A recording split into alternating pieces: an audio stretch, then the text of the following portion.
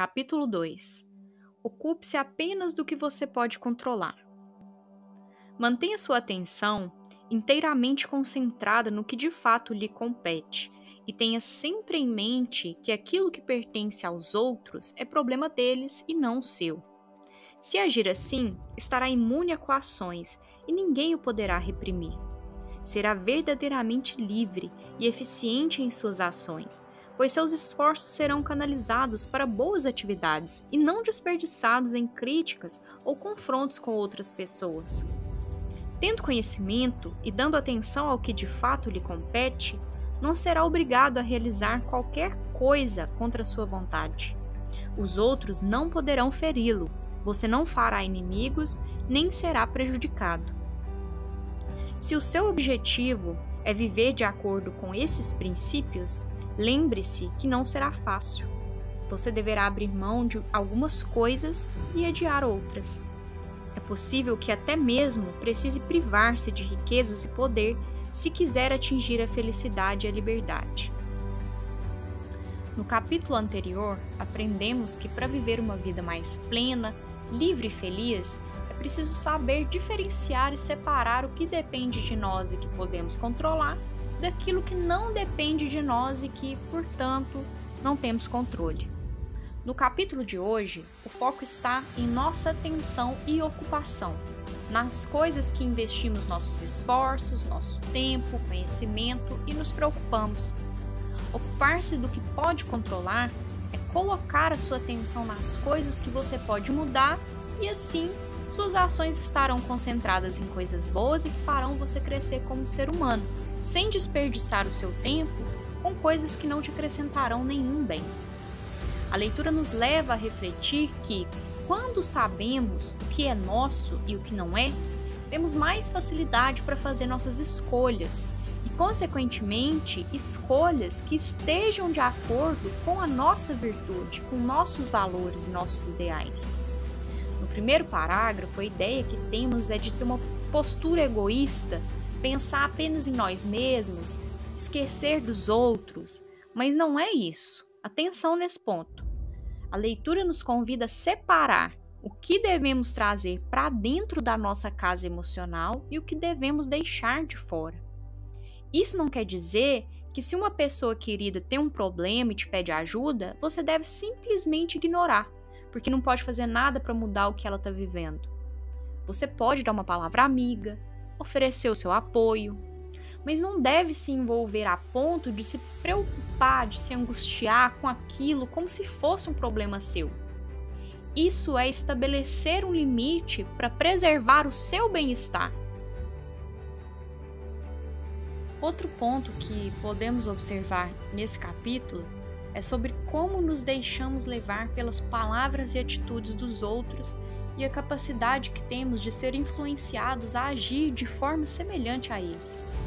Por exemplo, você conhece alguma pessoa que está sempre reclamando da vida dela para você? Ou que não perde a oportunidade de falar mal de alguém? Vamos supor que essa pessoa em um belo dia comece a falar coisas horríveis para você em um ataque de ódio. Te xinga, te ofende. Qual seria a primeira atitude que você teria? O instinto do ser humano, quando está sendo ameaçado ou atacado, é como o dos animais. Ele quer se defender. Isso é a lei natural do ser humano. O convite aqui é analisar a situação e pensar: o que essa pessoa está falando é verdade? Essas coisas que ela está me falando são úteis de alguma forma? A atitude dela depende de mim? Eu tenho controle sobre as coisas que ela está falando? A resposta na maioria das vezes é não. E por isso, o que deveria ser feito nessa situação é algo bem diferente do que a maioria das pessoas faz. Entender que a pessoa diz e faz o que bem entende e que isso é algo externo a nós. Não podemos mudar ou controlar. Dessa forma, nós agiremos por impulso.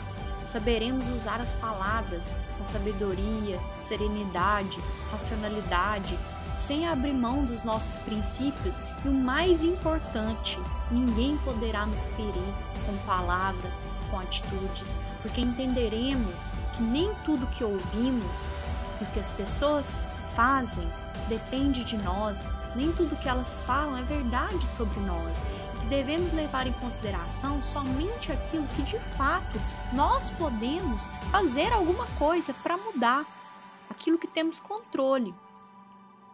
No fim, ele nos diz que se o objetivo é seguir esse princípio, não vai ser nada fácil. E realmente não é. Nos tempos que nós vivemos é muito difícil. Só que se você quiser seguir esse caminho, será necessário que você abra mão de muitas coisas. Ele cita riquezas, poder, mas eu incluo aqui outra coisa muito importante: o orgulho. É difícil abrir mão do nosso orgulho. Nosso ego muitas vezes fala mais alto. Mas se quisermos alcançar a liberdade e a felicidade genuína, segundo o estoicismo, é necessário muitas vezes abrir mão daquilo que até então é importante de alguma forma para nós. Essa é uma escolha. E na dinâmica de hoje, eu convido você a refletir. O que você tem feito para você? Você tem investido seu tempo e seus recursos para o seu aperfeiçoamento mental, espiritual, emocional? Ou você tem se preocupado com problemas e críticas dos outros, com situações externas que você não tem controle? Até que ponto a opinião dos outros e essas outras coisas que você não controla e que você tem dedicado tempo têm sido importantes para vocês? É uma reflexão que fica aqui hoje. Eu gostaria que quem fizer a reflexão tiver um insight nessa reflexão e quiser compartilhar com as outras pessoas, fique à vontade para compartilhar aqui nos comentários, tá bom? Eu espero que vocês tenham gostado do conteúdo de hoje e espero vocês no próximo.